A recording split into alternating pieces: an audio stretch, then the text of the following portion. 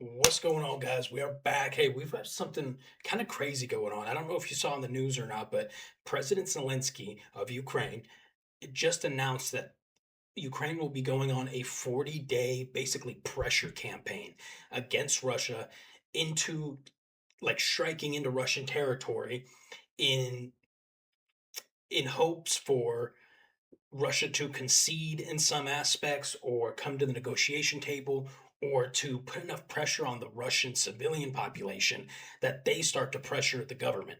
So this is really interesting. Ukraine has never had this much leverage over Russia to where they're going to say, "Hey, we're actually going to put pressure on you now. We're deciding to put pressure on you now." That's really cool, dude. In the last 4 years, man, Ukraine has been on the back foot fighting, battling metaphorically and physically, fighting, taking a step back, fighting, taking a step back, just holding their ground the best they can. And now they're out here saying, "Hey, we're about to smash you for 40 days. You better come to the negotiation table or else."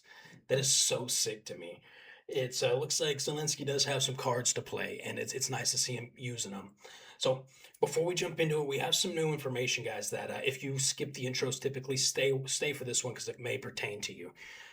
The so I've had, most of you guys know, past couple of months I've been doing a lot of drone training. I've gotten a couple different certificates from some well-known, reputable companies or units here in Ukraine, and I've had this idea over the past while of making a foreigner drone team and and working for one of the larger Ukrainian military outfits. So we would take orders from them, we would get, supply from them, we'd have contracts with them, so on and so forth. But we would operate as a group of foreigners. I reached out to a buddy of mine who's one of the head recruiters at 3rd Assault Corps and basically told him my idea. He said, "I got to talk to the higher ups." He talked with the higher ups. They got back to him yesterday and said that they're actually interested in this prospect, this idea of having a foreigner only drone team that will operate under 3rd Assault Corps. So with that said, this is still very new.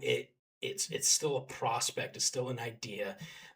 When I get more information about it, I will obviously share with you guys, but I want to extend the idea and invitation out to anybody on this channel on their way out to Ukraine, currently in Ukraine, somebody who likes the idea of working with drones. We're talking probably medium to short range strikes, like medium range fixed wing drones, and then short range FPVs and heavy bombers.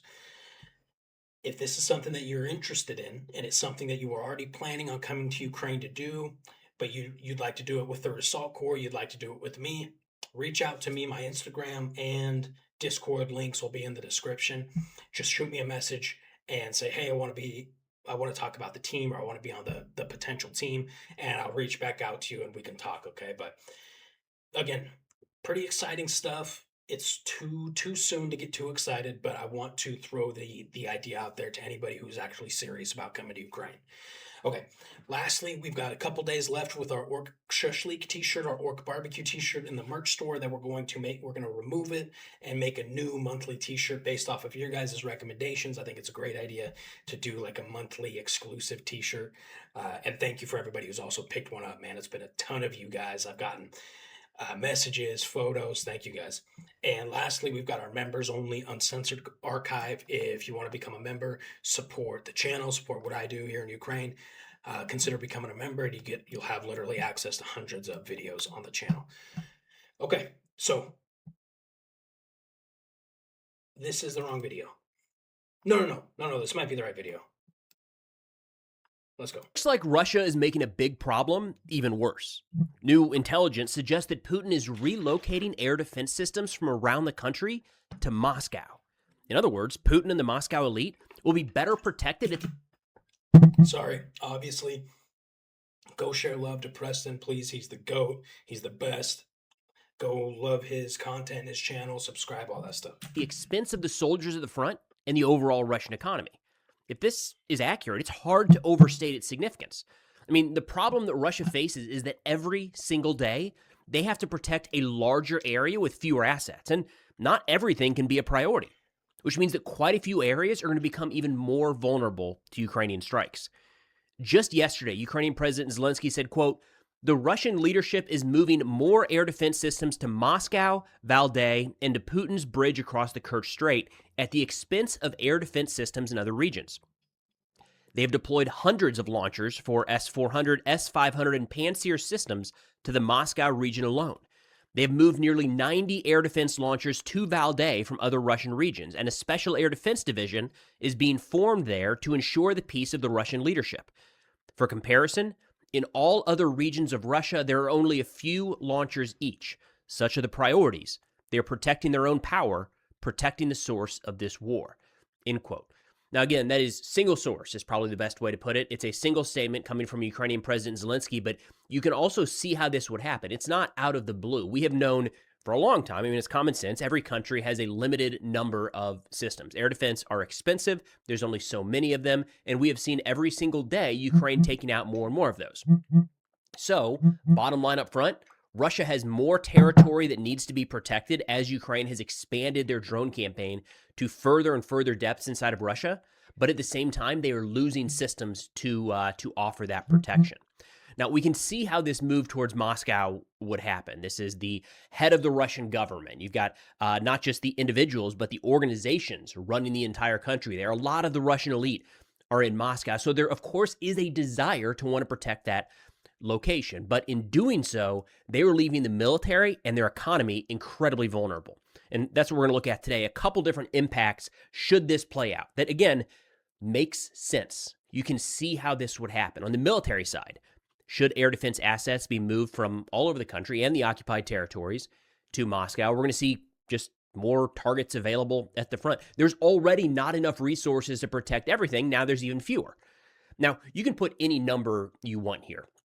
Say we know that air defense protection over the Russian occupied territories is not 100% because every day we have objective footage from Ukraine and Russia confirming that drones and sometimes missiles are getting through. So let's say that there's 90% coverage, which I think is pretty high for what it's worth. If you start moving any system out of there, that number just goes down. It doesn't go up. All right.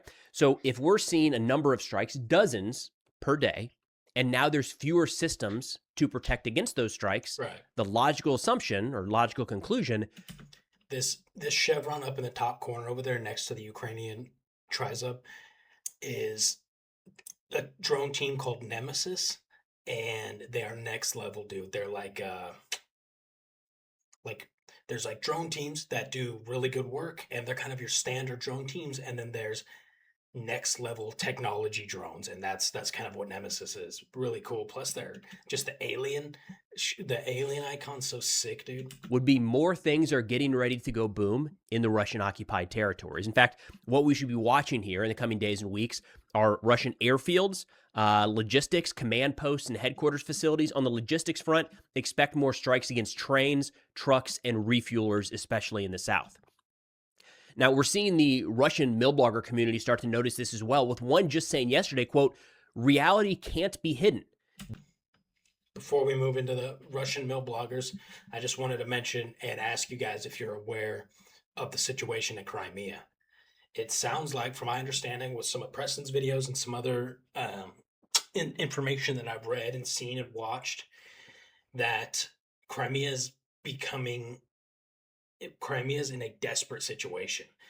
The Ukrainian, and what's funny is, like, a month ago, I made a joke about what happened. I wonder if it would be possible for the Ukrainians to cut off Crimea and then take it back, and it would be Ukrainian again. I made this joke, and now, granted, we're not seeing much in the way of Ukraine making steps to do like a full-scale land invasion into Crimea, but we are seeing a very, very deep battle line drawn across that border of Crimea that is cutting off Crimea from the rest of Russia, from logistics, from supplies, from help, from intelligence, from everything, which is pretty insane, dude. Crimea is a very large piece of land, and being able to 100% or mostly um,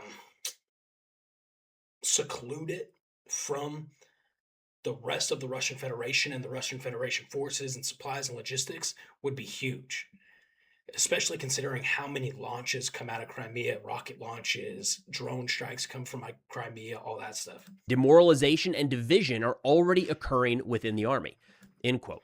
But before diving into that, a quick message from a great supporter of this channel, Fabric by Gerber Life. Fabric. So as we talk about pretty regularly on this channel, sometimes the boring stuff can actually be the most important. And as much fun as it is planning the perfect next family vacation, think about setting aside just a little bit of time to make sure your family is taken care of in the event that something happens to you. The sponsor of today's video is Fabric by Gerber Life. Fabric is term life insurance built for busy parents.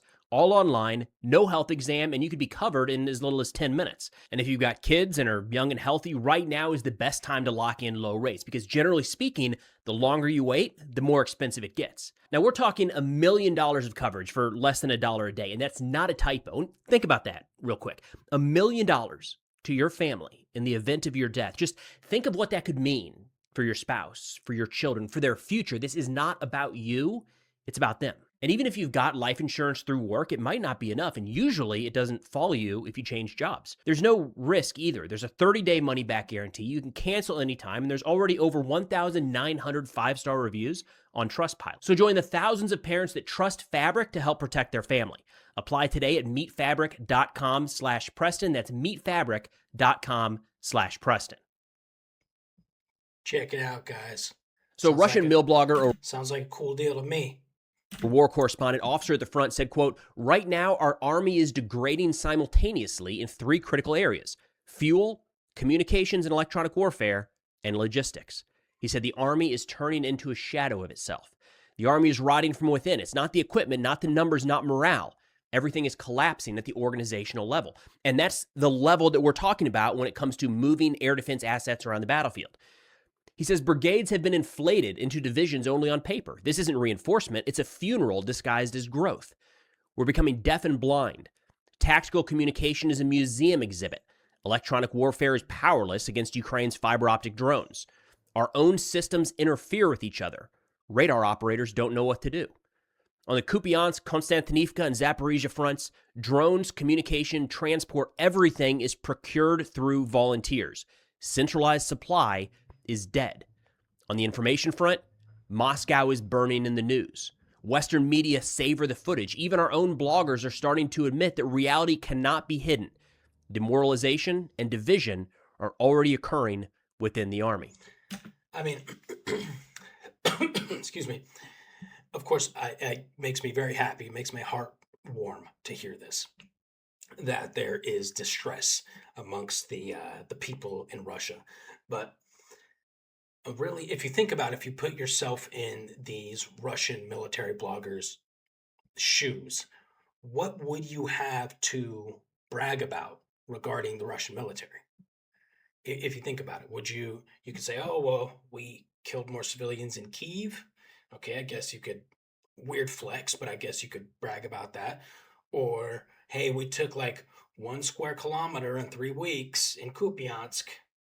What up? Or, we're doing it. What would you have to brag about? You can't. So even with just a little bit of leeway, if Russia made like a big push into one part of the front, or for example, takes Konstantinivka, that could be something I could see these war bloggers really like latching onto, like, okay, this is the only positive we have. We need to talk about it a lot. But there's nothing to talk about for the Russian side. It's pretty absurd, man. And it makes me wonder what the vibe is like in the Russian military right now. Like, is everybody just morale shot from security in Moscow to soldiers on the front, or is morale pretty good deeper into Russia, and just we know it's not great near the front for the Russian soldiers? I'm curious about that. End quote. And we've got the military side of this is, of course, clear. When you start moving Pantsir and Buk and any number of systems away from a command post or an airfield or, a military logistics route near the front, of course, that becomes more vulnerable. What's unique right now is that this is not just playing out at the front, but we've got economic impacts to Russia in their deep rear as well. So we are Deep already rare. starting to see fuel shortages spread across Russia. Like a significant number of oblasts have instituted some degree of oil rationing, fuel rationing. There are gas stations being closed down, regular reports of people hoarding fuel, and government officials having to say, don't take more, there's plenty to go around, and then the station is closed the following day. Just earlier today, we got notification. Hold on. The Russian government lies to its people? That can't be. Preston must have got that wrong. That can't be right. Of scheduled power outages in Crimea, which means that a lot of those locations would now be dependent on generators, which run on fuel, which is running out across the country. Veteran Notes talked to this, another Russian war correspondent saying, quote, in Crimea, the problem is much harder to solve, and it's unlikely that it will be done quickly because the only option is to build underground facilities for fuel storage, and this takes time and will have to be done under the watchful eye of Ukrainian drones. It is necessary to strengthen the calculations of the Ministry of Defense and Air Defense and to close the entire perimeter of the peninsula. Crimea is the most vulnerable place, and the enemy knows this, which is why he is focused on it intensively. I don't think they should probably expect more air defense assets moving into Crimea. Again, we are seeing every single day new footage released of these systems at least getting damaged, if not completely destroyed by Ukraine, many of them in Crimea. Where are they going to pull them from? Right, so if they're already plussing up around Moscow, which passes the common sense test, I think it's probably going to be a net negative for Russia in this war, but you can see why Putin would want to do that. Where are these systems coming from? Maybe they're going to put more in Crimea, but that's going to come at the direct expense of the operational fight in the occupied territories. Now, a great line here with the refineries starting to get hit more and more. Every single day, there is a new Russian oil refinery on fire. The Deputy Prime Minister Novak attributed this to unscheduled maintenance, which is one way to frame it. He said, quote, your oil, the refinery in your city gets hit by a drone, and the mayor or whatever governor comes out, is like, yeah, it's everybody, it's okay. We're just working on it. That's us. Don't be concerned. Current production, talking about oil and fuel, is indeed somewhat lower than it was at the beginning of the year. This is due to the fact that a number of our oil refineries are currently undergoing unscheduled maintenance. We've got some pictures and videos of said unscheduled maintenance, and it appears to be doing a pretty significant job. It looks like, from what we can tell, Ukraine is becoming more effective at taking these Russian refineries offline. Now, there's a couple different reasons for that. One is the quality of the drone. Maybe the camera on the drone able to pick up and see exactly what they're hitting. There were some reports recently that we've covered in past videos that Ukraine is leveraging commercial satellite imagery from companies in the United States to be able to provide very detailed battle damage assessments, sometimes within hours of the strike. So if Ukraine is more effective at striking these refineries, we would expect to see the refineries out of commission is more effective. You know, something that I've also read that militaries are using, and I would be very surprised if Ukraine's not doing this, is using like military level AI systems, in the sense that not how a lot of people, not how I thought initially when I first heard this, but for example, if you were to give this photo to, let's use Grok for, well, okay, let's use a military AI, for example. So you give this photo to a military AI and say, okay, where is the fuel kept in this area, right? Just very general question or something. It could point out potential locations. And then you could say, okay, so for these silos, tell me about these silos. Where does the energy for these silos come from? And then it'll show you, like, most likely over here in these generators, they supply the energy for these silos. So AI is able to piece a lot of this stuff together and give you more specific targets that will have more of a long-term effect on the enemy. At striking these refineries, we would expect to see the refineries out of commission for a longer period of time, and that is exactly what Reuters reported yesterday. Where they said, quote, Moscow's oil refinery will be offline for at least 6 months after suffering extensive damage in Ukrainian drone attacks, complicating Russian efforts to tackle fuel shortages across the world's largest country. They say the refinery, located on the southern outskirts of the Russian capital, is the largest fuel supplier to the Moscow region. It was hit twice this month by Ukrainian drones, forcing it to halt operations. They said, faced with a fuel crunch, Russia is considering a diesel export ban Deputy Prime Minister Alexander Novak said on Tuesday. Novak, that's the same guy with the unscheduled maintenance comment, so that's great. They said a newspaper in Russia, meanwhile, reported that fuel imports were being considered to tackle shortages, especially in Crimea, where sales of gasoline to the public have been suspended.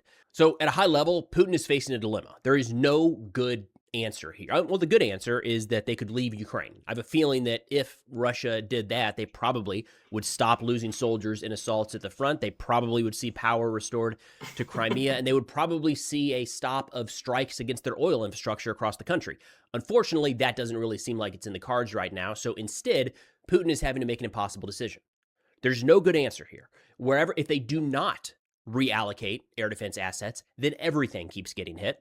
That's on a negative trajectory. I mean, that's the situation we're seeing right now, and we're seeing fuel shortages and supply issues near the front. So they're deciding to make a choice here. And it seems like Putin is deciding to protect the Kremlin and the Moscow elite. If he does that, it will come directly and in very short order at the expense of the soldiers at the front, the ongoing military operation in Ukraine, the war in Ukraine, and then the energy infrastructure around the region. We are going to see, should this continue, an increase in fuel shortages across the country, and we'll see which direction that goes, right? It's one thing when fuel is expensive. What happens when it's not there? Because there are a number of locations already across Russia where the citizens cannot access fuel. It's a bit of a spiral that Putin has found himself in right now. It's going to be an interesting next little stretch here. Now, wanted to provide you guys a quick fundraiser update. We just got a note from one of the soldiers that we provided a vehicle to, and I want to read this to you to give you an idea of the impact that you all are making at the front. He said, quote, "We received the vehicle and are incredibly grateful for your help. The Hilux you provided has already made a real difference for our platoon and greatly improved our mobility and logistics. Unfortunately, it has not completely solved the vehicle shortage within our unit, but your support has helped us more than words can express. We are sincerely thankful to you personally and to Car for Ukraine for everything you have done. We hope for continued cooperation in the future and are grateful to have friends like you standing with Ukraine. God bless America, and thank you again." Again, that is a message to you all. What we've been able to do as a community coming together, providing at this point 17 trucks to units fighting in some of the hottest areas of the front. So it's an incredible campaign. I am so grateful to you all to have your trust to make sure we see these campaigns through and the funds are well spent, that it's responsibly spent, and that we get the vehicles in a timely manner where they're needed most. So from the bottom of my heart, thank you all for allowing me to be a part of this with you. It's inspiring to see what so many good people can do when they come together. If interested in learning more about that campaign, that link will be in the description below. That's all we got for now. Thanks for watching, and I'll see y'all next time. Great video. Check Preston out, guys, please. I wrote down a couple things that I wanted to mention real quick, and then we'll finish up here. But there's a new potential threat, in my opinion, to Russia in the way of deteriorating the Russian soldiers' morale so much that they basically unionize or revolt against the government. We saw this happen a little bit with Wagner when Prigozhin was commanding Wagner. They got in a scrap with Putin. Wagner took a whole city or something, and then randomly, like a month later, Prigozhin's helicopter gets shot out of the sky, or plane gets shot out of the sky by something, or crashes, or something just super sketchy. But we all know, most likely, Putin was like, get rid of him.